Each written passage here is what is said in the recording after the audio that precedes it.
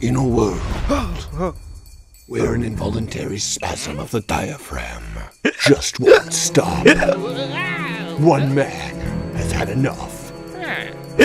This summer, Charlie, Francis,